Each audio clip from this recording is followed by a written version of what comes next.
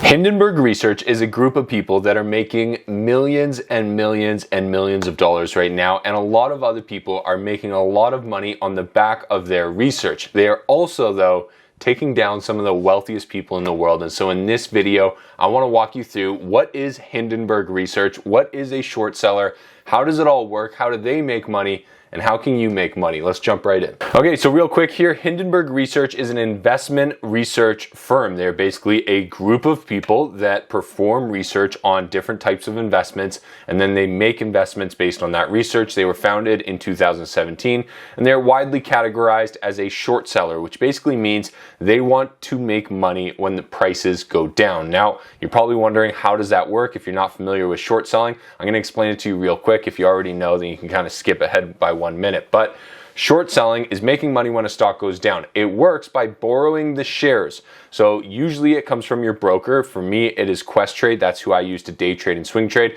I will borrow the shares of, let's just say, Apple from Questrade. I will then go into the market and I will sell them at $100. I will then collect all of that cash. If the price drops to, let's say, $60 on those shares, I can then take that cash, I can go back into the market and buy Apple shares at $60.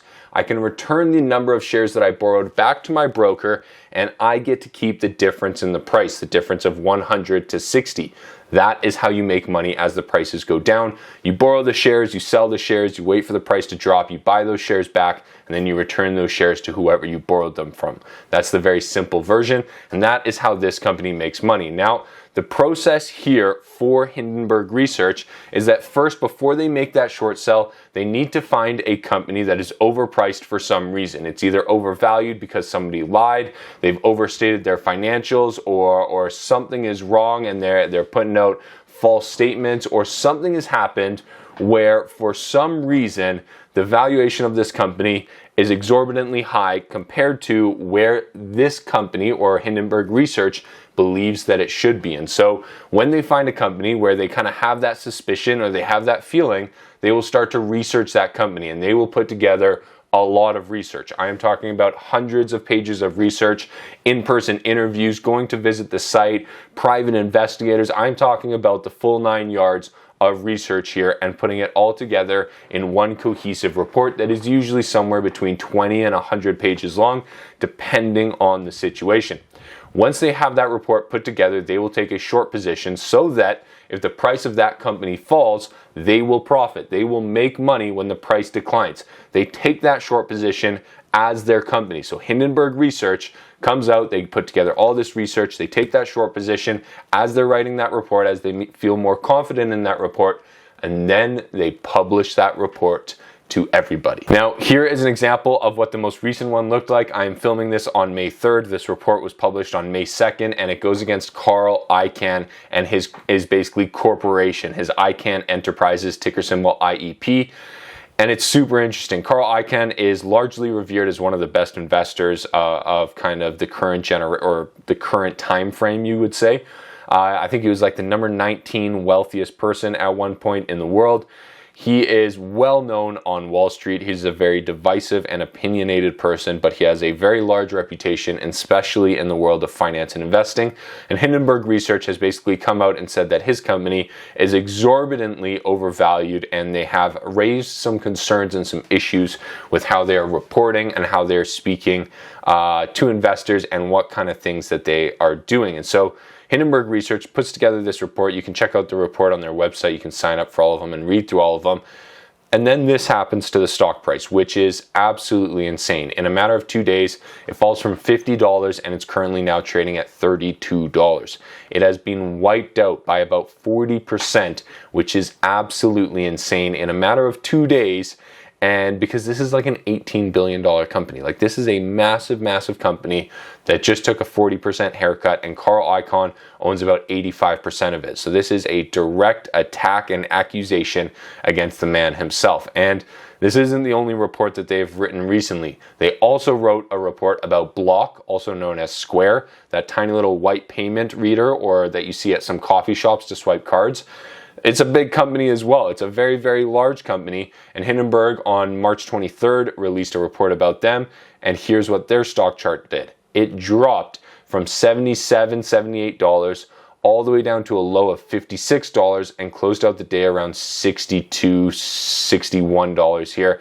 And ever since then, it's been trading lower and lower and lower. And so these reports have a major impact on the stocks, on the share price, and on the people that they're reporting about. Now, their largest report probably, and the one that really put them on the map, at least in my opinion, was the report about Nikola Motors, the company that was rolling their truck down the hill and telling everybody that they had a working semi. Major issues there. Hindenburg caught on to it. They wrote a report about it, and the stock crashed. I believe it was September 10th, you can see, September 10th it came out. That's right in here where the stock was trading around $40 to $50. It's now trading at less than $1. And so this is really good data. They're exposing some of these frauds. Now the question is, how can we make money on it? Well, there's a couple different ways to do this. Number one, you can try and do the research yourself and find companies like this and then try and expose them, as long as you're doing it honestly, truthfully, and in a way that has integrity to it.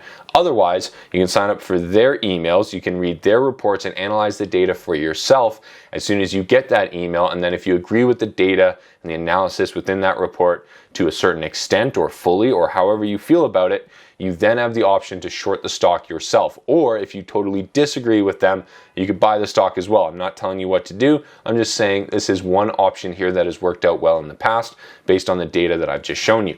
However, if you're going to short the stock, you do need to manage your risk. You need to trade with a stop loss, or you need to hedge your bet. You need to find some way to manage your risk, because if you're shorting a stock and it's just naked, you're going to have unlimited risk, because if that stock doubles overnight, you are going to be on the hook for all of that money. So make sure that you are very careful here. Now, there is a lot of questions that get raised about ethics and integrity and whether or not it's good for the market to have people and groups like Hindenburg Research and short sellers in general, because realistically, the people that work at this company probably have nothing to do with a lot of the problems that Hindenburg Research is talking about, and they have stock options and retirements and their life invested into these companies, and they get negatively affected by it. And so it is a big issue, and there are definitely good and bad things that come from this, unfortunately. It's not a black and white scenario, but let's just talk about it real quick. Number one is that holding people accountable through these reports and exposing the truth and exposing their lies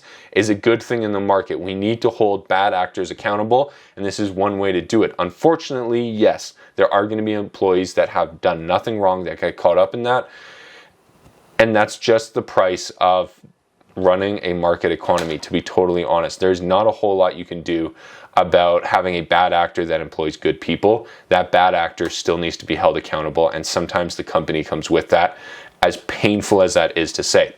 However, there are some times where these reports are not 100% true, and you have to keep in mind here that whoever is writing this report has a very clear financial motivation to write a very negative report. They have a short position on the company, and so if other people believe that the company is bad or doing something wrong or overvalued, they're going to sell those shares. It's going to drive the price down, and this person writing the report is going to make more money. And so you have to take everything that they say with a grain of salt, because when they call out bad actors, it is a good thing, but sometimes they overextend, sometimes they exaggerate, sometimes they extend the truth, and sometimes they can't get the truth. And so you need to be careful, you need to do your own analysis, you need to do your own due diligence.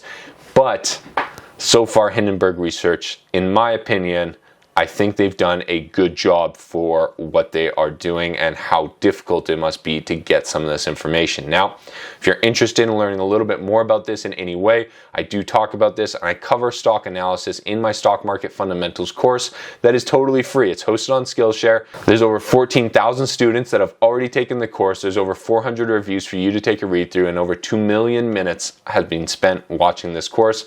I promise you it'll be the best free resource that you can find online. Thank you so much for watching this video. I sincerely appreciate it, and we'll see you in the next one. Good luck trading, good luck investing, and we'll talk to you soon.